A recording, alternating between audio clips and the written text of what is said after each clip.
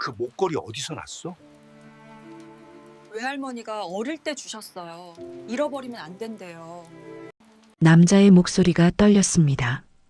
여름 장마가 시작된 어느 저녁, 한옥 게스트하우스 마루에서 한 남자가 젊은 여자의 목에 걸린 작은 펜던트를 응시하고 있었습니다.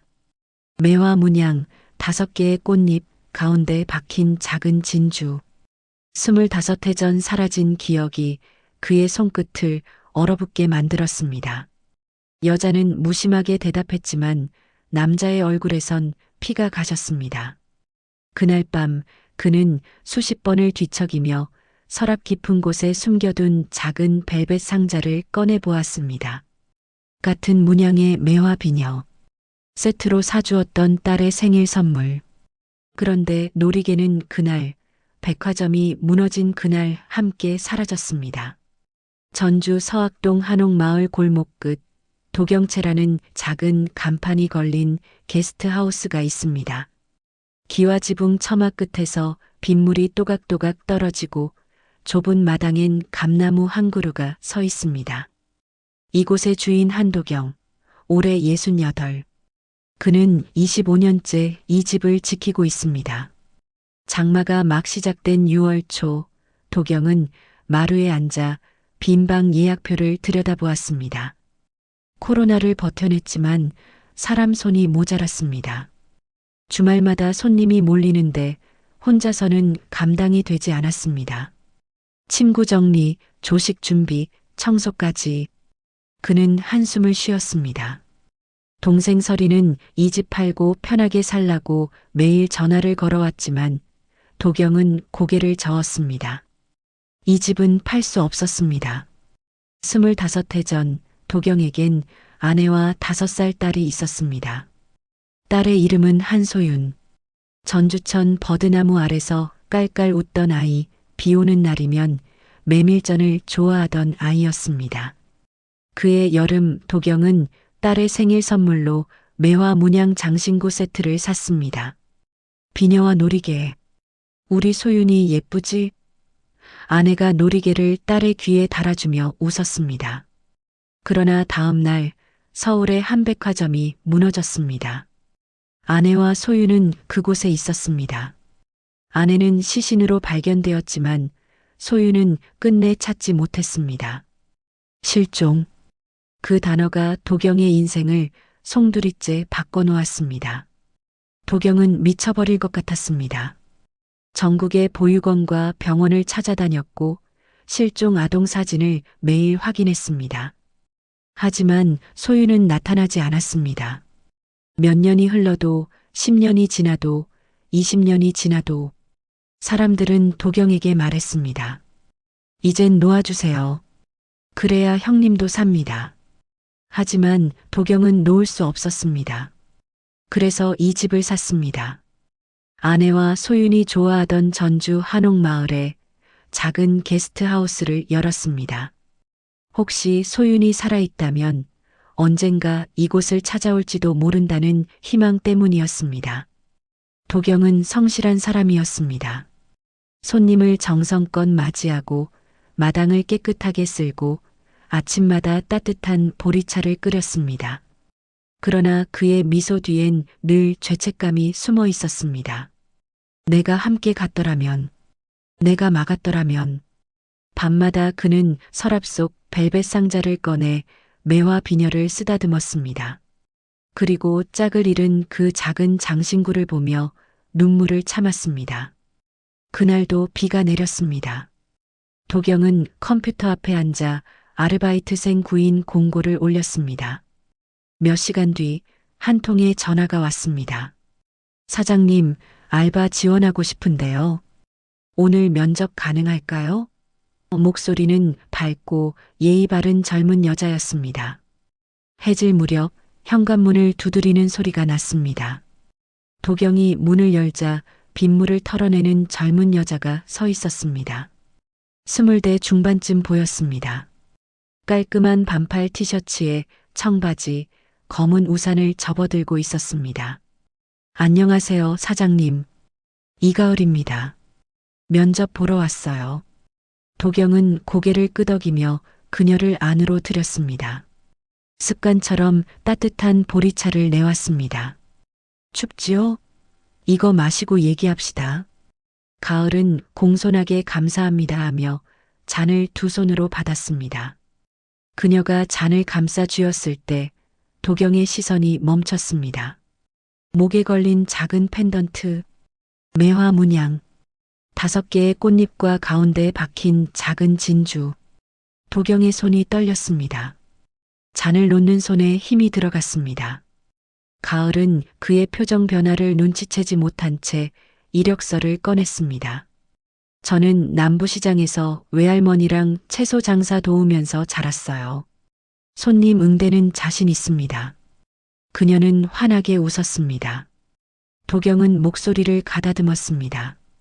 그래요, 경력은 충분해 보이네요. 그는 시선을 펜던트에서 떼지 못했습니다. 가을이 고개를 갸웃하며 물었습니다. 혹시 제가 뭔가 잘못했나요? 아니요. 도경은 황급히 고개를 저었습니다. 그냥 목걸이가 예뻐서요.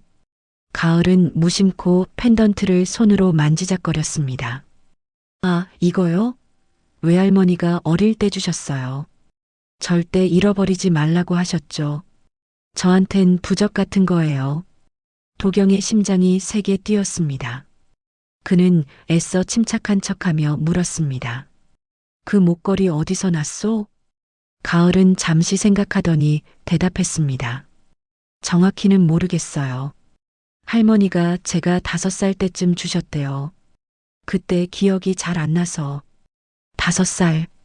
도경의 머릿속이 하얘졌습니다. 소윤도 5살이었습니다. 백화점이 무너진 그날, 그는 입술을 깨물었습니다. 설마 이 아이가? 하지만 곧 고개를 저었습니다. 말도 안 돼. 세상에 같은 디자인이 얼마나 많은데. 도경은 애써 태어난 척 면접을 이어갔습니다. 언제부터 일할 수 있소? 내일부터도 가능해요.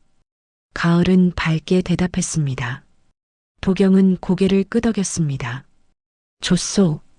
내일부터 출근하시오. 가을이 돌아간 뒤 도경은 혼자 마루에 앉아 있었습니다. 빗소리만 처마 끝에서 흘러내렸습니다. 그는 떨리는 손으로 방 안서랍을 열었습니다. 맨 안쪽 벨벳 상자. 뚜껑을 열자 매화 비녀가 나타났습니다. 같은 문양, 같은 진주. 도경은 그것을 손에 쥐고 오래 바라보았습니다. 설마 우연일 거야. 그러나 그의 목소리엔 확신이 없었습니다. 25해 동안 단 한 번도 본 적 없는 똑같은 문양의 장신구. 그것도 5살 때 받았다는 아이. 도경의 가슴 속에서 무언가가 요동쳤습니다. 희망과 두려움이 뒤섞인 감정이었습니다. 그날 밤 도경은 잠을 이루지 못했습니다. 천장을 바라보며 수없이 되뇌었습니다. 혹시 정말 혹시 하지만 그는 스스로를 다잡았습니다. 아니야. 기대하면 안 돼. 또 무너질지 모르니까. 새벽이 밝아올 무렵 도경은 결심했습니다. 일단 지켜보기로. 그 아이를 곁에 두고 조금씩 알아가기로. 진실이 무엇이든 그는 준비되어 있어야 했습니다. 다음 날 아침 이가을은 약속대로 게스트하우스에 나타났습니다. 목엔 여전히 매화 펜던트가 반짝이고 있었습니다. 도경은 그녀를 맞이하며 조용히 말했습니다. 잘 왔소. 오늘부터 함께 일합시다. 장마는 이제 막 시작이었습니다. 그리고 이 집엔 25해 만에 찾아온 작은 소용돌이가 서서히 몸을 일으키고 있었습니다. 이가을이 게스트하우스에서 일을 시작한 지 일주일이 지났습니다. 그녀는 성실했습니다. 아침 7시면 어김없이 나타나 마당을 쓸고 손님들의 신발을 가지런히 놓았습니다. 체크아웃 손님이 떠난 뒤엔 침구를 정리하고 창문을 열어 바람을 들였습니다. 도경은 그녀를 지켜보았습니다. 조용히 멀찍이 떨어져서. 가을은 일하는 내내 매화 펜던트를 목에 걸고 있었습니다. 햇빛이 비칠 때면 그 작은 진주가 반짝였고 도경의 시선은 그때마다 멈췄습니다. 어느 날 오후 도경은 뒤뜰 감나무 아래서 가을을 불렀습니다. 가을 씨, 잠깐 이리 와보시오. 가을이 다가왔습니다. 도경은 말을 꺼내기 전 잠시 머뭇거렸습니다. 그 외할머니는 지금도 시장에서 장사하시오? 네, 남부시장에서요. 지금도 매일 나가세요. 성함이 어떻게 되시오? 박정실이요. 올해 80이세요. 도경은 고개를 끄덕였습니다. 박정실. 그는 그 이름을 마음속에 새겨두었습니다. 혹시 모를 단서가 될지도 몰랐으니까요. 며칠 뒤 장마가 다시 찾아왔습니다. 아침부터 비가 주룩주룩 내렸고 게스트하우스 마당엔 빗물이 고였습니다. 가을은 부엌으로 들어가더니 낡은 전판을 꺼냈습니다. 사장님, 오늘은 메밀전 부쳐도 될까요? 비 오는 날엔 이게 최고잖아요. 도경의 손이 멈췄습니다. 메밀전. 소윤이 제일 좋아하던 음식이었습니다. 그는 침착한 척 고개를 끄덕였습니다. 그러시오. 가을은 메밀가루를 풀고 부추를 썰고 기름을 두른 전판 위에 반죽을 부었습니다. 지글지글 소리가 났고 구수한 냄새가 부엌을 채웠습니다.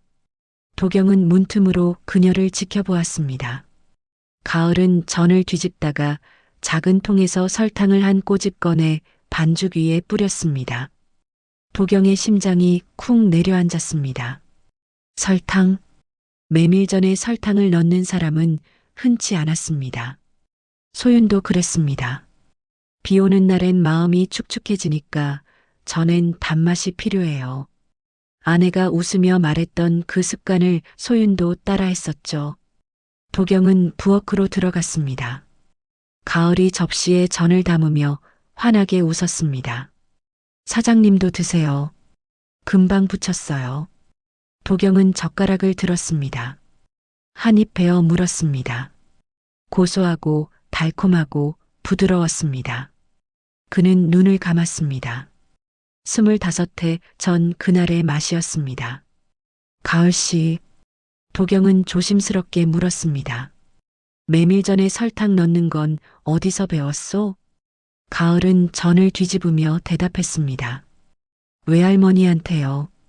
비 오는 날엔 마음도 축축해지니 전엔 달콤함이 조금 필요하다고 하셨어요. 똑같은 말이었습니다. 도경은 젓가락을 놓았습니다. 우연이라고 하기엔 너무 많이 겹쳤습니다. 그 뒤로도 닮은 점은 계속 나타났습니다. 가을은 손님에게 차를 대접할 때 꼭 두 손으로 잔을 건넸습니다. 소윤도 그랬었죠.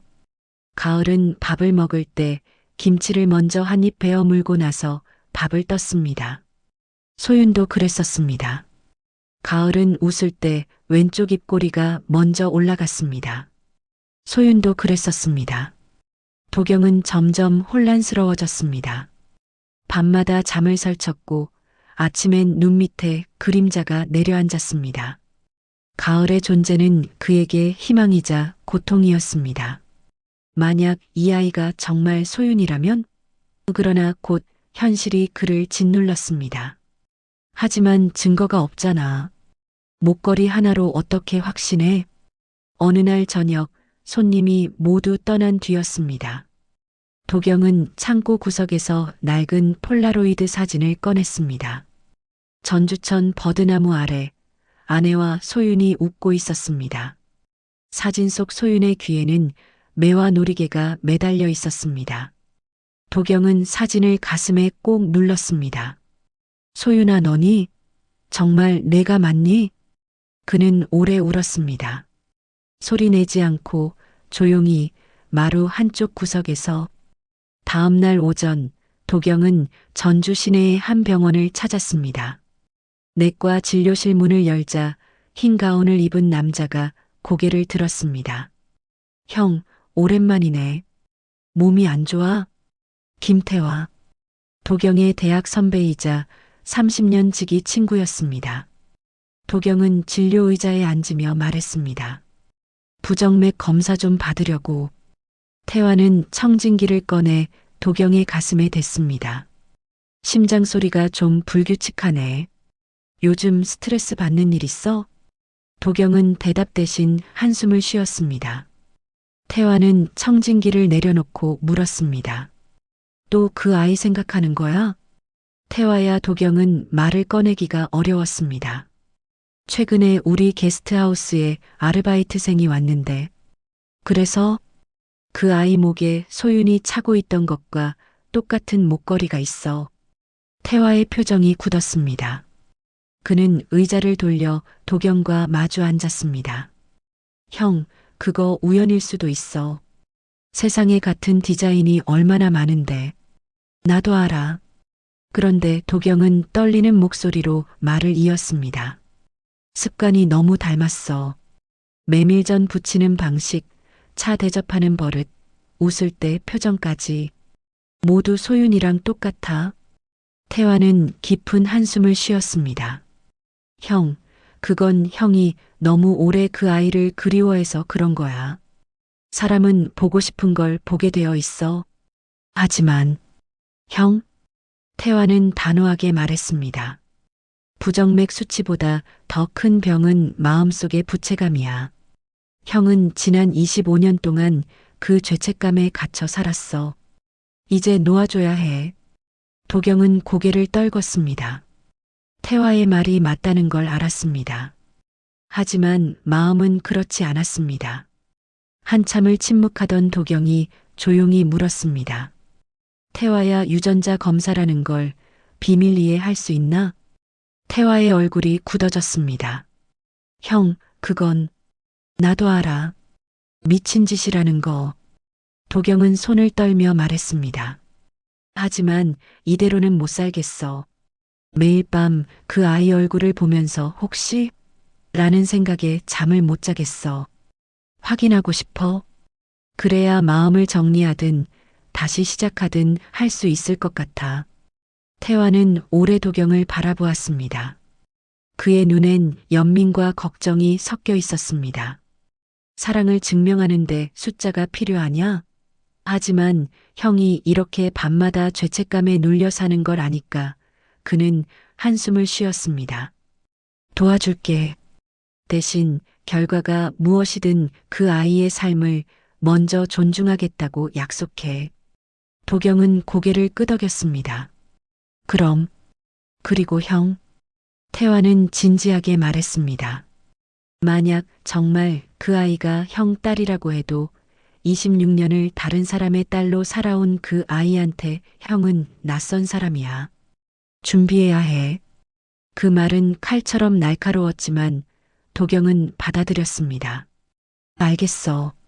며칠 뒤 도경은 조심스럽게 계획을 실행했습니다.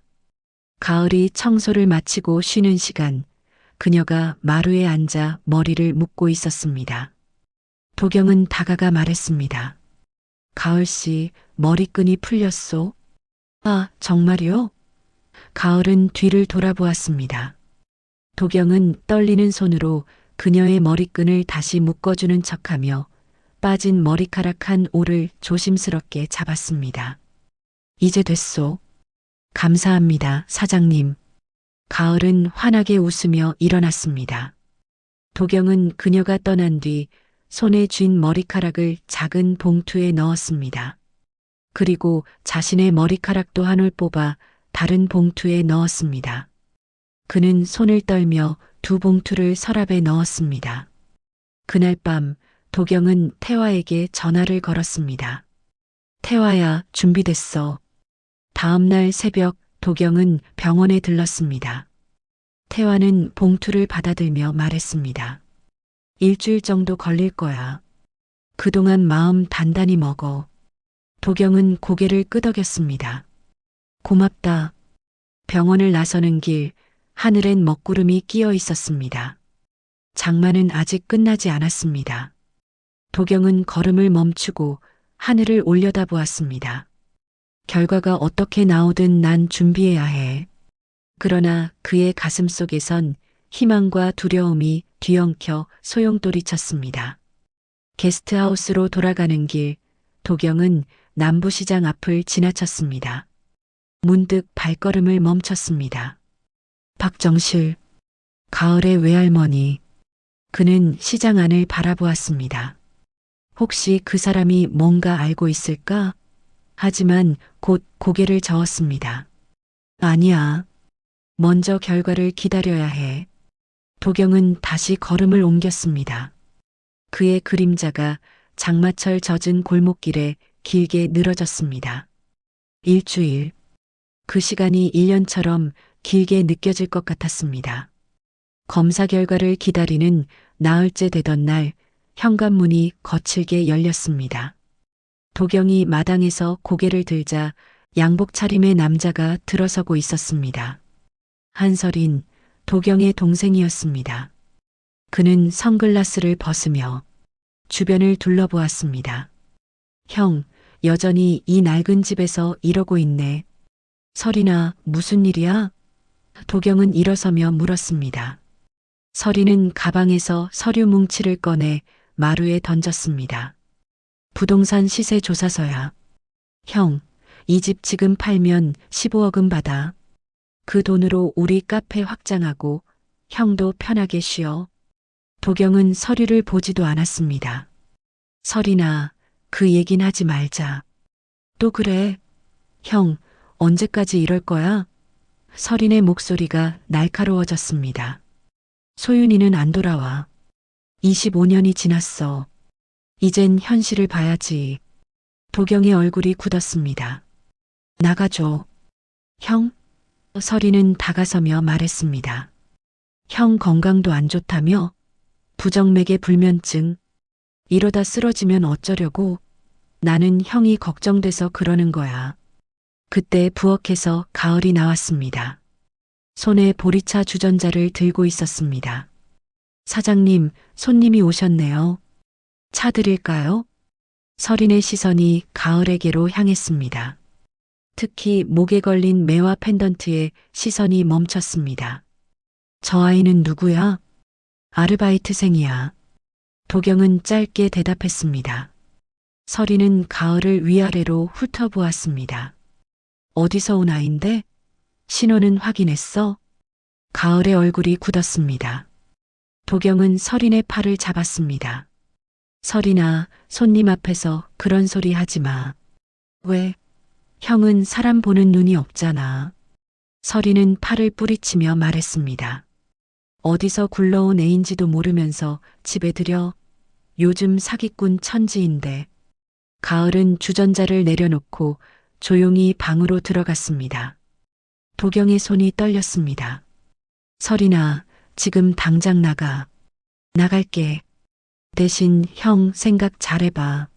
설이는 선글라스를 다시 쓰며 말했습니다. 일주일 줄게. 그때까지 답 안 주면 내 방식대로 할 거야. 설인이 떠난 뒤 게스트하우스는 무거운 침묵에 잠겼습니다. 그날 저녁 가을은 평소보다 말이 없었습니다. 설거지를 하면서도 고개를 숙인 채 아무 말도 하지 않았습니다. 도경은 부엌 문 앞에 서서 그녀를 바라보았습니다. 가을 씨, 오늘 낮에 미안했소. 내 동생이 실례했소. 괜찮아요. 가을은 등을 돌린 채 대답했습니다. 저 때문에 사장님이 곤란해지는 것 같아서 죄송해요. 무슨 소리요? 가을 씨 잘못이 아니요. 가을은 설거지를 멈추고 수건으로 손을 닦았습니다. 그리고 천천히 돌아서며 말했습니다. 사장님, 제가 여쭤봐도 될까요? 뭐요? 사장님은 왜 자꾸 저를 그런 눈으로 보세요? 가을의 목소리가 떨렸습니다. 처음 만난 날부터 느꼈어요. 사장님이 저를 볼 때마다 슬픈 표정을 지으시는 거요. 제가 뭔가 잘못한 건가요? 도경은 할 말을 잃었습니다. 그는 입술을 깨물었습니다. 아니요, 가을 씨는 아무 잘못도 없소. 그럼 왜요? 가을은 눈물이 맺힌 채 물었습니다. 아까 그분도 저를 의심하는 눈으로 봤어요. 저는 그냥 성실하게 일하고 싶었을 뿐인데. 도경은 다가서려다 멈췄습니다. 그는 무엇을 말해야 할지 몰랐습니다. 진실을 말해야 하나? 하지만 검사 결과도 나오지 않았는데 그는 결국 고개를 떨구었습니다. 미안하오. 내가 내 개인적인 사정 때문에 가을 씨를 힘들게 했소. 가을은 고개를 저었습니다. 사장님, 저 그만둘까요? 제가 있으면 사장님이 불편하실 것 같아서요. 아니요. 도경은 급하게 말했습니다. 그만두지 마시오. 제발. 가을은 도경을 바라보았습니다. 그의 눈에 간절함이 어려 있었습니다. 그녀는 천천히 고개를 끄덕였습니다. 알겠어요. 조금만 더 있을게요. 그날 밤 도경은 잠을 이루지 못했습니다. 서랍을 열어 매와 비녀를 꺼내 보았습니다. 손끝으로 그것을 쓰다듬으며 생각했습니다. 검사 결과가 나오면 뭐라고 말하지? 만약 그 아이가 정말 소윤이라면 어떻게 설명해야 하지? 그는 침대에 누워 천장을 바라보았습니다. 태화의 말이 머릿속을 맴돌았습니다. 26년을 다른 사람의 딸로 살아온 그 아이한테 형은 낯선 사람이야. 맞는 말이었습니다. 설령 혈연이 맞다 해도 가을에게 그는 그저 게스트하우스 사장일 뿐이었습니다. 새벽 3시 도경은 마루로 나왔습니다. 장마가 잠시 멈춘 사이 달빛이 마당을 비추고 있었습니다. 그는 감나무 아래 앉아 하늘을 올려다보았습니다. 소윤아, 내가 맞니? 정말 내가 돌아온 거니? 그때 뒤에서 발소리가 났습니다. 도경이 돌아보자 가을이 서 있었습니다. 그녀도 잠을 못 이룬 듯 눈이 부서 있었습니다. 사장님도 잠 안 오세요? 응. 도경은 고개를 끄덕였습니다. 가을 씨도 그런가? 가을은 마루에 앉았습니다. 둘 사이에 침묵이 흘렀습니다. 한참 뒤 가을이 조용히 말했습니다. 사장님, 저 사실 기억이 없어요. 뭐가? 어릴 때 기억이요. 가을은 매와 펜던트를 만지작거리며 말했습니다. 5살 이전 기억이 하나도 없어요. 할머니는 제가 어릴 때 많이 아팠대요. 그래서 기억을 잃었다고 하셨죠. 도경의 심장이 세게 뛰었습니다. 5살. 기억상실. 모든 게 맞아떨어졌습니다. 그는 떨리는 목소리로 물었습니다. 그럼 가을 씨는 외할머니가 진짜 혈연이라고 생각하오? 가을은 잠시 말이 없었습니다. 모르겠어요. 가끔은 의문이 들 때가 있어요. 할머니랑 저는 안 닮았거든요. 근데 할머니는 저한테 너무 잘해주셨어요. 그래서 묻지 않았어요. 도경은 입술을 깨물었습니다. 그는 진실을 말하고 싶었습니다. 하지만 아직은 아니었습니다. 검사 결과가 나와야 했습니다. 가을 씨, 도경은 조심스럽게 말했습니다. 혹시 진짜 부모를 찾고 싶다는 생각 해본 적 있어? 가을은 고개를 저었습니다. 아니요. 할머니가 제 전부예요. 다른 가족은 필요 없어요. 그 말이 도경의 가슴을 찔렀습니다. 그는 아무 말도 할 수 없었습니다. 사흘 뒤 설인이 다시 나타났습니다. 이번엔 혼자가 아니었습니다. 정장을 입은 남자 2명이 함께였습니다. 형, 부동산 중개인들이야. 오늘 집 보러 왔어. 도경은 마당에서 벌떡 일어났습니다. 누가 허락했어? 형이 허락할 리 없지. 그래서 내가 결정했어. 설이는 태연하게 말했습니다. 이 집, 이제 팔 거야. 형 명의지만 공동상속 재산이잖아. 법적으로 나도 권리가 있어. 설이나, 지금 뭐 하는 거야? 도경의 목소리가 떨렸습니다. 형 좋으라고 하는 거야. 설이는 중개인들을 안으로 들이며 말했습니다. 이 집 구조 좀 보세요. 한옥이라 값어치 있죠? 가을은 부엌에서 나와 상황을 지켜보았습니다. 중개인들이 집안을 돌아다니며 사진을 찍었습니다. 도경은 주먹을 쥐었습니다. 설인이 다가와 낮은 목소리로 말했습니다. 형, 이성적으로 생각해. 형 건강도 안 좋고 경영도 제대로 못하잖아. 이 집 팔고 요양원 들어가. 그게 형한테도 좋아. 나가. 도경은 이를 악물며 말했습니다. 형? 나가라고. 도경이 소리쳤습니다. 게스트하우스 안이 조용해졌습니다. 중개인들이 놀라 멈춰섰습니다. 설이는 입술을 깨물었습니다. 알았어. 오늘은 이만 갈게. 하지만 형, 일주일 안에 답 줘. 안 그러면 법적으로 처리할 거야. 설인과 중개인들이 떠난 뒤 도경은 마루에 주저앉았습니다. 가을이 다가와 그의 어깨에 손을 얹었습니다. 사장님, 괜찮으세요? 도경은 고개를 저었습니다. 미안하오. 가을 씨한테 이런 걸 보여줘서. 아니요. 가을은 조용히 말했습니다. 저도 도울 수 있는 게 있으면 말씀해 주세요. 그날 오후 도경의 휴대전화가 울렸습니다. 태화였습니다. 형, 나야. 결과 나왔어. 도경의 손이 떨렸습니다. 어떻게 나왔어? 병원으로 와. 직접 얘기할게. 전화가 끊어졌습니다. 도경은 한참을 그 자리에 서 있었습니다. 가을이 물었습니다. 사장님, 어디 가세요? 응, 잠깐 병원에. 도경은 재킷을 걸쳤습니다. 가을 씨, 저녁엔 돌아올게. 도경은 게스트하우스를 나섰습니다. 하늘엔 다시 먹구름이 끼어 있었습니다. 그는 걸음을 재촉했습니다. 병원까지 가는 길이 무척 멀게 느껴졌습니다. 병원 주차장에 도착했을 때 첫 빗방울이 떨어졌습니다. 도경은 우산도 쓰지 않고 병원 안으로 들어갔습니다. 내과 진료실 문 앞에 섰습니다.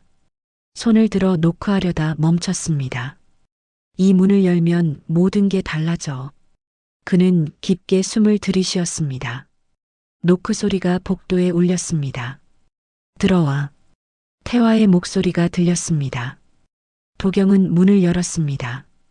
태화는 책상 앞에 앉아 있었고 그 앞엔 흰 봉투가 놓여 있었습니다. 형, 앉아. 도경은 의자에 앉았습니다. 태화는 봉투를 건네지 않고 먼저 말했습니다. 형, 읽기 전에 한 번 더 생각해. 이 결과는 형 인생을 바꿀 수도 있어. 숫자는 형의 상처를 덜어줄 수도 있지만 새로운 상처도 만들어. 알아. 도경은 떨리는 손을 뻗었습니다. 그래도 알아야 해. 태화는 봉투를 건넸습니다. 도경은 그것을 받아들었습니다. 무거웠습니다. 종이 한 장이 이렇게 무거울 수 있다는 게 신기했습니다. 그는 봉투를 열었습니다. 서류를 꺼냈습니다. 글자들이 흐릿하게 보였습니다. 손이 너무 떨려서 제대로 읽을 수가 없었습니다. 그는 눈을 감고 깊게 숨을 쉬었습니다. 그리고 다시 눈을 떴습니다. 맨 아래 줄. 부녀관계 일치 확률 99.7%. 도경의 시야가 번졌습니다. 서류가 손에서 떨어졌습니다. 그는 소리내어 울지 않았습니다. 다만 오래 묵은 무언가가 와르르 무너져 내리는 소리를 온몸으로 들었습니다. 형 태화가 다가와 어깨에 손을 얹었습니다. 도경은 고개를 숙인 채 떨었습니다. 25년. 그 긴 시간이 한 장의 종이로 압축되었습니다. 소윤이 살아 있었습니다. 그의 딸이 돌아온 것이었습니다. 하지만 기쁨보다 먼저 찾아온 건 두려움이었습니다. 이제 어떻게 하지? 어떻게 말하지? 저 아이는 나를 받아들일까? 도경은 병원에서 돌아온 뒤 사흘 동안 가을을 제대로 마주보지 못했습니다. 결과 서류는 서랍 깊숙이 넣어두었고 그는 평소처럼 게스트하우스 일을 했습니다.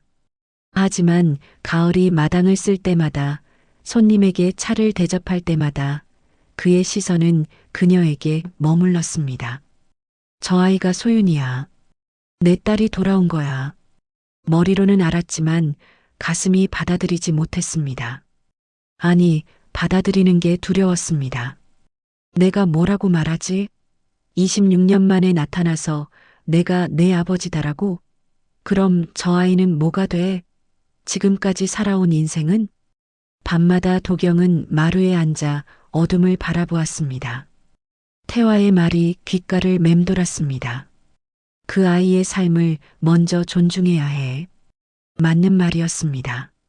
하지만 어떻게 존중해야 할지 몰랐습니다. 어느 날 아침 가을이 물었습니다. 사장님, 요즘 많이 피곤해 보이세요. 괜찮으세요? 응, 괜찮아. 도경은 억지로 미소를 지었습니다. 그냥 잠을 좀 못 잤어. 가을은 걱정스러운 눈으로 그를 바라보았습니다. 몸 관리 잘하세요. 사장님이 쓰러지면 저 혼자서는 못해요. 그 말에 도경의 가슴이 뭉클했습니다. 그녀는 아무것도 모른 채 그저 성실하게, 따뜻하게 그를 대하고 있었습니다. 며칠 뒤 오후 설인이 전화를 걸어왔습니다. 형, 내일 오전 10시에 매수자들이 와. 계약서 들고. 형이 안 나타나도 나 혼자 진행할 거야. 설인아, 제발. 형, 이건 형한테도 좋은 일이야. 더 이상 미련 붙잡고 살지 마. 설인은 차갑게 말했습니다. 내일 봐. 전화가 끊어졌습니다. 도경은 휴대전화를 내려놓고 한숨을 쉬었습니다. 가을이 부엌에서 나와 물었습니다. 무슨 일 있으세요? 아니야. 괜찮아. 하지만 괜찮지 않았습니다. 집을 빼앗길 위기였고 딸을 찾았지만 말하지 못하고 있었습니다. 도경은 감당할 수 없는 무게에 짓눌리고 있었습니다. 그날 밤 도경은 태화에게 전화를 걸었습니다.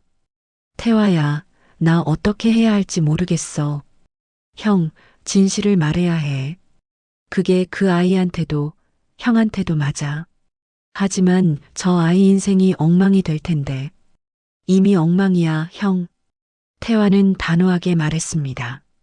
그 아이는 자기가 누군지 모르고 살고 있어. 진실을 알 권리가 있어. 물론 받아들일지 말지는 그 아이가 선택할 거야. 하지만 형은 말해줘야 해. 도경은 오래 침묵했습니다. 알았어. 말할게. 다음 날 오전 10시 설인이 나타났습니다. 이번엔 양복 입은 남자 3명과 함께였습니다. 형, 매수자분들이야. 계약 조건 들어봐. 도경은 마당 한가운데 서서 그들을 바라보았습니다. 나가주시오. 형? 설인이 소리쳤습니다. 왜 이렇게 고집을 부려? 이 집은 안 팔아. 도경은 차분하게 말했습니다. 25년 동안 지켜온 곳이야. 돈으로 계산할 수 없어. 형은 감정에 갇혀 있어. 설이는 목소리를 높였습니다. 소윤이는 안 돌아와. 언제까지 환상 속에서 살 거야? 그때 가을이 부엌에서 설거지를 하다가 그릇을 떨어뜨렸습니다. 쨍그랑 소리가 났고 유리 조각이 바닥에 흩어졌습니다. 가을은 황급히 무릎을 꿇고 조각을 주었습니다. 그 순간 목에 걸린 매화 펜던트가 바닥에 툭 떨어졌습니다. 설인이 그것을 보았습니다. 그는 다가가 펜던트를 집어들었습니다. 이거 뭐야? 꽤 비싸 보이는데? 가을이 손을 뻗었습니다. 제 거예요. 돌려주세요. 어디서 났어? 설마 훔친 거 아니지? 설이는 펜던트를 빛에 비춰보며 말했습니다. 가을의 얼굴에서 피가 가셨습니다. 아니에요. 외할머니가 주신 거예요. 외할머니? 설이는 코웃음을 쳤습니다. 남부시장에서 채소 파는 할머니가 이런 걸 살 돈이 어디 있어? 형, 이것 봐. 이 아이 수상해. 도경이 다가왔습니다. 설이나 그만해. 그거 돌려줘. 왜? 형도 이상하다고 생각 안 들어? 설이는 펜던트를 흔들며 말했습니다. 혹시 이 집에서 뭘 훔쳐가려고 들어온 거 아니야? 바로 그때 현관문이 열렸습니다. 숨을 헐떡이는 노인이 들어섰습니다. 박정실이었습니다. 그만하세요. 모두의 시선이 정실에게 향했습니다. 노인은 벽을 짚고 서서 가쁜 숨을 몰아쉬었습니다. 가을이 달려갔습니다. 할머니, 왜 여기까지 오셨어요? 몸 안 좋으시잖아요. 정실은 손을 떨며 서린에게서 펜던트를 빼앗았습니다. 이건 내가 준 거다. 도둑 소리 하지 마라. 서린이 비웃었습니다. 그럼 어디서 났는지 설명해 보세요. 정실은 펜던트를 가슴에 꼭 쥐었습니다. 그녀의 눈에 눈물이 맺혔습니다. 설명하지. 오래 숨겼던 얘기를. 가을이 할머니의 팔을 잡았습니다. 할머니, 무슨 말씀이세요?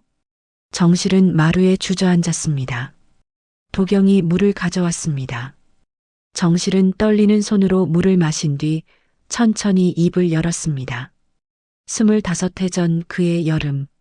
정실의 목소리가 갈라졌습니다. 서울에서 백화점이 무너졌지. 나는 그날 그 앞을 지나가고 있었어. 구조 작업이 한창이었고 사람들이 울부짖고 있었지. 가을은 할머니를 바라보았습니다. 도경의 주먹이 쥐어졌습니다. 그때 골목 한쪽에서 작은 아이가 혼자 울고 있었어. 5살쯤 돼 보이는 여자아이. 옷은 더럽고 얼굴엔 먼지가 묻어 있었지. 나는 다가가 물었어. 엄마 어디 갔니? 그런데 그 아이는 대답을 못했어. 그저 울기만 했지. 정실은 눈물을 닦았습니다. 나는 파출소에 데려가려고 했어. 그런데 그 아이가 내 손을 꼭 쥐는 거야. 할머니 무섭다고. 그때 내 아들 생각이 났어. 전년도에 교통사고로 먼저 간 내 아들. 가을의 눈이 커졌습니다. 할머니, 나는 못된 욕심을 냈어. 정실은 고개를 떨구었습니다. 이 아이를 데려가면 하늘이 준 2번째 기회라고 생각했어. 파출소 대신 집으로 데려갔지. 며칠을 돌봤는데 그 아이는 이름도 집도 부모도 기억하지 못했어. 그래서 나는 내 손녀라고 호적에 올렸어. 마당에 침묵이 흘렀습니다. 빗방울이 처마 끝에서 떨어지기 시작했습니다. 잘못인 줄 알았어. 정실은 떨리는 목소리로 말했습니다. 하지만 나는 이 아이를 사랑했어. 거짓 없이 진짜로 사랑했어. 이 목걸이는 그 아이가 차고 있던 거야. 그걸 보관하고 있다가 10살 때 돌려줬지. 이건 내 거다. 잃어버리지 말라고. 가을은 할머니를 바라보았습니다. 눈물이 뺨을 타고 흘렀습니다. 할머니 왜 이제야 말씀하세요? 미안하다. 정실은 가을의 손을 잡았습니다. 너한테 진짜 가족을 찾아줬어야 했는데 나는 너를 놓기 싫었어. 도경은 그 모든 말을 듣고 서 있었습니다. 온몸이 떨렸습니다. 그는 한 발짝 앞으로 나갔습니다. 정실 씨, 그 아이를 어디서 발견했다고 했소? 정실이 고개를 들었습니다. 백화점 무너진 백화점 근처. 도경의 눈에서 눈물이 흘렀습니다. 혹시 그 아이 옷에 뭐가 있었소? 이름표 같은 거? 정실은 떨리는 손으로 가방을 뒤졌습니다. 낡은 손수건에 쌓인 작은 천 조각을 꺼냈습니다. 이거 그 아이 옷에 붙어있던 이름표야. 떼어서 보관했어. 도경은 그것을 받아들었습니다. 흐릿하게 쓰여진 글자. 한소윤. 그의 다리가 풀렸습니다. 가을은 할머니와 도경을 번갈아 보았습니다. 무슨 말이에요? 도경은 주머니에서 접힌 서류를 꺼냈습니다. DNA 검사 결과지였습니다. 그는 떨리는 손으로 그것을 펼쳤습니다. 가을 씨 미안하오. 나도 잘못했소. 사장님? 나는 도경은 목이 메었습니다. 내 뜻도 묻지 않고 검사를 했소. 내 머리카락을 몰래 가져가서 유전자 검사를 했소. 가을의 눈이 흔들렸습니다. 도경은 서류를 그녀에게 건넸습니다. 결과가 나왔소. 우린 부녀관계가 맞소. 가을은 서류를 받아들었습니다. 글자들이 흐릿하게 보였습니다. 부녀관계 일치 확률 99.7%. 그녀는 뒤로 비틀거렸습니다. 25년 전, 도경은 눈물을 흘리며 말했습니다. 나는 아내와 딸을 잃었소. 백화점 붕괴 사고로. 아내는 시신으로 발견됐지만 딸은 찾지 못했소.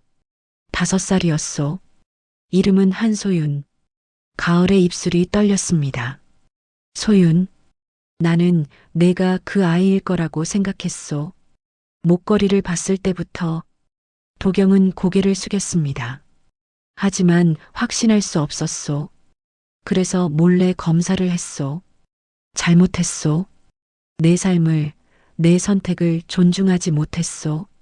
마당에 폭우가 쏟아지기 시작했습니다. 빗소리가 모든 말을 삼킬 듯 요란했습니다. 서린과 매수자들은 어느새 떠나 있었습니다. 마당엔 도경, 가을, 정실 3사람만 남았습니다. 가을은 펜던트를 꼭 쥐었습니다. 저는 이가을이에요. 26년을 이가을로 살았어요. 알고 있소. 도경은 무릎을 꿇었습니다. 빗물이 그의 얼굴을 적셨습니다. 나를 아버지라 부르지 않아도 좋소. 다만 진실은 알아야 한다고 생각했소. 그게 내 권리니까. 가을은 할머니를 바라보았습니다. 정실은 울고 있었습니다. 가을아, 미안하다. 나는 내 인생을 훔쳤어. 아니에요. 가을은 떨리는 목소리로 말했습니다. 할머니는 거짓말을 했지만 사랑은 진짜였어요. 제가 알아요. 할머니가 저한테 얼마나 잘해주셨는지. 가을은 도경을 바라보았습니다. 사장님도 저 때문에 25년을 고통 속에서 사셨죠. 아니요. 도경은 고개를 저었습니다. 내 잘못이요. 내가 함께 갔더라면 내가 이런 삶을 살지 않았을 거요. 아니에요. 가을은 눈물을 닦았습니다. 저는 행복했어요. 가난했지만 할머니랑 웃으며 살았어요. 비가 더 거세게 쏟아졌습니다. 가을은 하늘을 올려다보았습니다. 저한테 시간을 주세요. 생각할 시간이 필요해요. 한소윤이란 이름도 딸이란 관계도 아직은 낯설어요. 도경은 고개를 끄덕였습니다. 얼마든지 평생이라도 기다리겠소. 하지만 가을은 도경을 똑바로 바라보았습니다.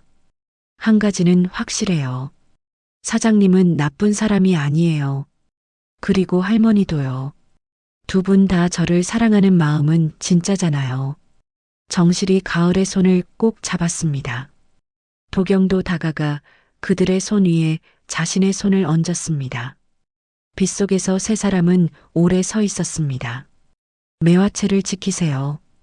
가을이 조용히 말했습니다. 이 집은 사장님한테도 저한테도 의미가 있는 곳이잖아요. 도경은 고개를 끄덕였습니다. 그러겠소. 그날 밤 비가 그치고 하늘이 맑아졌습니다. 게스트하우스 마당에는 작은 물웅덩이가 남았고 달빛이 그 위를 비쳤습니다. 도경은 창문 너머로 가을의 방을 바라보았습니다. 그녀는 불을 켜고 앉아 있었습니다. 아마 많은 생각을 하고 있겠지요. 도경은 매화 비녀를 꺼내 보았습니다. 이제 짝을 찾았습니다. 하지만 그는 그것을 가을에게 주지 않기로 했습니다. 그녀가 준비될 때까지, 그녀가 받아들일 수 있을 때까지 기다리기로 했습니다. 천천히 가자, 소윤아. 아니, 가을아. 도경은 중얼거렸습니다. 우리에겐 이제 시간이 있으니까. 진실이 밝혀진 뒤 일주일이 흘렀습니다. 게스트하우스는 평소처럼 손님을 받았고 가을은 여전히 아침 7시에 나타나 마당을 쓸었습니다. 다만 달라진 게 있다면 도경과 가을 사이의 거리가 조금 더 가까워졌다는 것이었습니다. 사장님, 오늘 날씨 좋네요. 가을이 빨래를 널며 말했습니다. 그러게. 장마가 끝났나 보오. 도경은 마루에 앉아 대답했습니다. 여전히 서로 사장님과 가을 씨라고 불렀지만 어색함은 조금씩 줄어들고 있었습니다. 가을은 도경을 보는 눈빛이 달라졌습니다. 예전엔 단순히 고용주를 대하는 눈이었다면 이젠 조심스러운 궁금증이 섞여 있었습니다. 이 사람이 내 아버지구나. 그 사실을 받아들이기엔 아직 시간이 필요했지만 거부감은 없었습니다. 도경도 마찬가지였습니다. 그는 가을을 대할 때 더 조심스러워졌습니다. 차를 내올 때도 말을 건넬 때도 모든 행동에 신중함이 묻어났습니다. 이 아이가 내 딸이야. 그 사실이 여전히 꿈 같았지만 그는 서두르지 않기로 했습니다. 어느 날 오후 손님이 모두 외출한 뒤였습니다. 가을이 마루에 앉아 펜던트를 만지작거리고 있었습니다. 도경이 보리차를 가져와 앉았습니다. 가을 씨, 물어봐도 되겠소? 네, 말씀하세요. 그동안 할머니랑 어떻게 살았소? 도경은 조심스럽게 물었습니다. 가을은 잠시 생각하더니 입을 열었습니다. 가난했지만 행복했어요. 할머니는 새벽부터 시장에 나가셨고 저는 학교 마치면 할머니를 도왔어요. 채소를 씻고 손님 맞이하고 저녁엔 함께 집에 돌아와 밥을 먹었죠. 힘들지 않았소? 아니요. 가을은 미소 지었습니다. 할머니가 늘 말씀하셨어요. 우린 가난해도 서로 있으니 부자다라고요. 도경의 가슴이 뭉클했습니다. 정실은 잘못을 했지만 가을을 진심으로 사랑했다는 걸 알 수 있었습니다. 사장님은요? 가을이 물었습니다.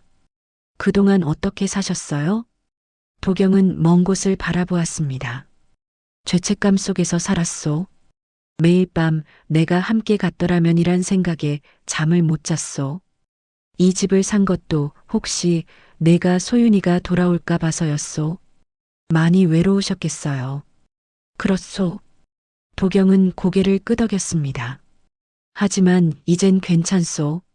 내가 돌아왔으니까. 두 사람은 오래 침묵했습니다. 말은 없었지만 그 침묵은 따뜻했습니다. 며칠 뒤 박정실이 게스트하우스를 찾아왔습니다. 노인은 마당에 들어서자마자 도경에게 고개를 숙였습니다. 죄송합니다. 제가 저 때문에 사장님이 25년을 고통 속에서 사셨어요. 도경은 정신을 일으켰습니다. 이러지 마시오. 할머니도 가을이를 사랑했다는 거 아오. 그걸로 됐소. 하지만 할머니, 도경은 진지하게 말했습니다. 할머니가 가을이를 키우지 않았다면 이 아이는 어떻게 됐을까요? 고아원에 갔을 수도 있고 나쁜 사람 손에 들어갔을 수도 있소. 하지만 할머니는 이 아이를 따뜻하게 키워주셨소. 그걸로 충분하오. 정실의 눈에 눈물이 맺혔습니다. 고맙습니다. 가을이 나와 할머니를 껴안았습니다. 할머니, 저 괜찮아요. 우리 앞으로도 함께 살아요.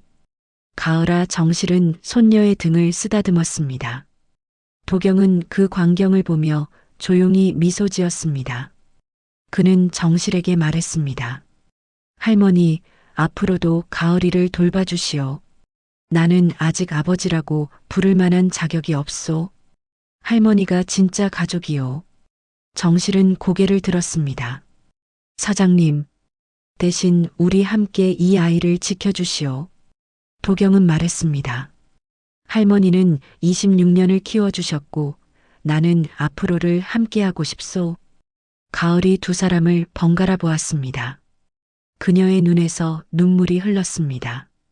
감사합니다. 두 분 다. 그날 저녁 세 사람은 마당에 작은 원탁을 놓고 앉았습니다. 도경은 직접 메밀전을 부쳤고 가을은 보리차를 끓였고 정실은 김치를 꺼냈습니다. 오래된 폴라로이드 사진과 새로 찍은 사진을 함께 펼쳐보았습니다. 과거와 현재가 한 장의 테이블 위에서 조용히 만났습니다. 일주일 뒤 설인이 다시 나타났습니다. 이번엔 혼자였습니다. 그는 마당에 들어서며 어색하게 말했습니다. 형 얘기 좀 할 수 있을까? 도경은 고개를 끄덕이며 마루로 안내했습니다. 두 형제는 나란히 앉았습니다. 서린이 먼저 입을 열었습니다. 형, 미안해. 내가 너무 심했어. 괜찮아. 아니야. 서린은 고개를 저었습니다. 나는 형 걱정한다고 했지만 사실은 내 욕심이었어. 카페 확장하고 싶어서 형 마음은 생각 안 하고 나만 생각했어. 도경은 동생의 어깨에 손을 얹었습니다. 서린아, 나도 이해해. 넌 현실적으로 생각했을 뿐이야. 내가 너무 과거에 매달려 있었던 거지. 형은 과거에 매달린 게 아니야. 서린은 눈물을 닦았습니다. 형은 소윤이를 기다린 거야. 그리고 결국 찾았잖아. 나는 형한테 포기해라고만 했어. 미안해. 도경은 동생을 껴안았습니다. 이제 됐어. 우리 다시 시작하자. 서린은 가을에게도 사과했습니다. 가을 씨, 저번에 심한 말해서 미안해요. 용서해 줄 수 있어요? 가을은 환하게 웃었습니다. 괜찮아요. 삼촌도 사장님 걱정하신 거잖아요. 삼촌? 서린이 눈을 깜빡였습니다. 가을은 수줍게 웃었습니다. 아직 아버지라고 부르긴 어색해서요. 그래도 가족이니까 삼촌이라고 불러도 되죠? 서린의 눈에 눈물이 맺혔습니다. 그럼요. 고마워요, 가을아. 그날 이후 서린은 게스트하우스를 자주 찾아왔습니다. 가끔 카페에서 만든 디저트를 가져와 나눠 먹었고 가을에게 사업 이야기를 들려주었습니다. 서린은 변했습니다. 예전처럼 매각을 강요하지 않았고 오히려 형의 게스트하우스를 돕기 시작했습니다. 어느 날 도경은 가을과 정실을 불러 모았습니다. 두 분께 제안이 있소. 무슨 제안이요? 가을이 물었습니다. 도경은 종이 한 장을 펼쳤습니다. 거기엔 새로운 간판 디자인이 그려져 있었습니다. 매화채 잃은 것을 지키는 집, 게스트하우스 이름을 바꾸려고 하오. 그리고 주말마다 한 칸은 무료로 실종 가족들을 위한 임시 쉼터로 내어주고 싶소. 우리처럼 가족을 잃은 사람들이 쉴 수 있는 곳으로 만들고 싶소. 가을의 눈이 반짝였습니다. 좋은 생각이에요, 사장님. 정실도 고개를 끄덕였습니다. 의미 있는 일이네요. 도경은 태화를 불러 상담했고 지역 실종 가족 지원 센터와 연락했습니다. 한 달 뒤 게스트하우스 정문에 새로운 간판이 걸렸습니다. 매화채, 매화꽃이 머무는 집. 첫 주말 부산에서 온 노부부가 찾아왔습니다. 10년 전 아들을 잃고 아직도 찾고 있다는 부부였습니다. 도경은 그들을 따뜻하게 맞이했습니다. 어서 오시오. 여기서 편히 쉬다 가시오. 노부부는 눈물을 글썽이며 고마워했습니다. 도경은 그들에게 따뜻한 차를 내왔고 가을은 메밀전을 부쳐주었습니다. 그날 저녁 마당에서 네 사람은 오래 이야기를 나눴습니다. 잃어버린 사람들에 대해, 그리움에 대해, 그리고 희망에 대해. 도경은 깨달았습니다. 자신만 고통 속에 살았던 게 아니라는 것을, 세상엔 그와 같은 사람들이 수없이 많다는 것을, 그리고 그들에게 작은 위안을 줄 수 있다는 것이 큰 의미라는 것을. 시간이 흘렀습니다. 여름이 지나고 가을이 왔습니다. 매화채 마당에는 작은 버드나무가 심어졌습니다. 전주천의 버드나무를 닮은 어린 나무였습니다. 도경은 매일 아침 그 나무에 물을 주었습니다. 가을은 여전히 게스트하우스에서 일했지만 이제는 단순한 아르바이트생이 아니었습니다. 그녀는 실종 가족들을 맞이하고 그들의 이야기를 들어주고 따뜻한 식사를 대접했습니다. 그녀의 미소는 많은 사람들에게 위안이 되었습니다. 어느 날 오후 가을은 조용히 자기 방으로 들어갔습니다. 서랍을 열고 매화 펜던트를 꺼냈습니다. 26년 동안 목에 걸고 다니던 그 펜던트. 그녀는 그것을 한참 바라보았습니다. 이건 한소윤의 것이었어. 그리고 이가을의 것이기도 해. 그녀는 펜던트를 작은 벨벳 상자에 넣었습니다. 그리고 서랍 깊숙이 넣었습니다. 잃어버린 게 아니었습니다. 소중히 간직하는 것이었습니다. 대신 그녀는 작은 매화 브로치를 옷깃에 달았습니다. 새로운 날들을 위한 새로운 상징이었습니다. 가을이 끝나고 겨울이 오기 전 매화채엔 특별한 저녁 식사가 준비되었습니다. 도경, 가을, 정실, 설인, 그리고 태화까지 5사람이 마당의 원탁에 둘러앉았습니다. 도경은 직접 메밀전을 부쳤습니다. 설탕을 한 꼬집 넣어서, 가을은 보리차를 끓였고, 정실은 밑반찬을 준비했고, 설이는 카페에서 만든 케이크를 가져왔고, 태화는 좋은 술을 들고 왔습니다. 식사가 시작되기 전 도경이 잔을 들었습니다. 여러분께 감사하다는 말을 하고 싶소. 태화는 나를 지켜줬고, 설이는 현실을 일깨워줬고, 정실 할머니는 가을이를 키워주셨소. 그리고 가을이는 도경의 목소리가 떨렸습니다. 돌아와줘서 고맙소. 가을은 고개를 숙이며 눈물을 닦았습니다. 정실이 그녀의 손을 잡았습니다. 설인이 미소 지었습니다. 태화가 말했습니다. 형, 이제 놓아줘도 돼. 과거를 놓고 현재를 살아. 그래. 도경은 고개를 끄덕였습니다. 이제 놓았어. 식사가 시작되었습니다. 메밀전의 구수한 냄새가 마당을 가득 채웠고 웃음소리가 처마 끝까지 울려 퍼졌습니다. 오래 잃어버렸던 평화가 이 집에 찾아왔습니다. 식사가 끝날 무렵 가을이 조심스럽게 말했습니다.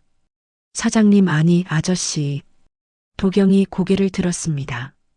가을은 미소 지으며 말을 이었습니다. 천천히 갈게요. 언젠간 아버지라고 부를 수 있을 것 같아요. 조금만 기다려주세요. 도경의 눈에 눈물이 맺혔습니다. 얼마든지 평생이라도 기다리겠소. 아니에요. 가을은 고개를 저었습니다. 그렇게 오래 걸리진 않을 거예요. 이미 마음속으론 알고 있으니까요. 그 순간 매화채의 하늘이 맑게 열렸습니다. 구름 사이로 별들이 반짝이기 시작했습니다. 마당 한쪽의 어린 버드나무가 바람에 살랑거렸습니다. 태화가 말했습니다. 가족이란 게 뭔지 아냐? 피로 맺어진 것만이 아니야. 함께 보낸 시간, 함께 나눈 밥, 함께 흘린 눈물. 그게 진짜 가족이지. 정실이 고개를 끄덕였습니다. 맞아요. 우린 이제 진짜 가족이에요. 설인이 잔을 들었습니다. 그럼 우리 건배할까요? 새로운 시작을 위해. 5사람이 잔을 부딪혔습니다. 맑은 소리가 밤하늘로 퍼져나갔습니다. 그날 밤 손님들이 모두 잠든 뒤였습니다. 도경은 마루에 홀로 앉아 있었습니다. 가을이 나와 그 옆에 앉았습니다. 둘은 말없이 별을 바라보았습니다. 사장님, 가을이 조용히 말했습니다. 이제 매화 비녀 보여주실래요? 제 목걸이랑 짝이라는 거요. 도경은 놀라 가을을 바라보았습니다. 어떻게 알았소? 처음부터 느꼈어요. 사장님이 뭔가 숨기고 계신다는 거요. 가을은 미소 지었습니다. 도경은 방으로 들어가 벨벳 상자를 가져왔습니다. 뚜껑을 열자 매화 비녀가 달빛에 반짝였습니다. 가을은 그것을 조심스럽게 만졌습니다. 아름답네요. 원래 세트였소. 비녀와 놀이개. 도경은 말했습니다. 내 5살 생일에 사준 거였소. 가을은 고개를 끄덕였습니다. 언젠가 이것도 제게 주실 거예요? 내가 원할 때. 도경은 대답했습니다. 서두르지 않을 거요. 감사해요. 가을은 상자를 덮었습니다. 기다릴게요. 제가 진짜로 준비될 때까지. 2사람은 다시 별을 바라보았습니다.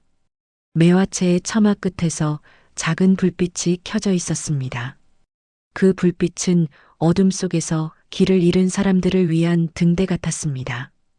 잃어버린 것을 되돌리는 일은 불가능할지 모릅니다. 하지만 다시 시작하는 용기는 언제나 가능합니다. 그리고 진짜 가족은 피가 아니라 함께 보낸 시간과 선택으로 만들어진다는 것을 매화채의 사람들은 알고 있었습니다. 그 집의 저녁 불빛은 오래도록 꺼지지 않았습니다. 여러분, 오늘 이야기는 어떠셨나요? 가족이란 무엇일까요? 피로 이어진 관계만이 가족일까요? 도경과 가을, 그리고 정실 할머니의 이야기는 우리에게 말합니다.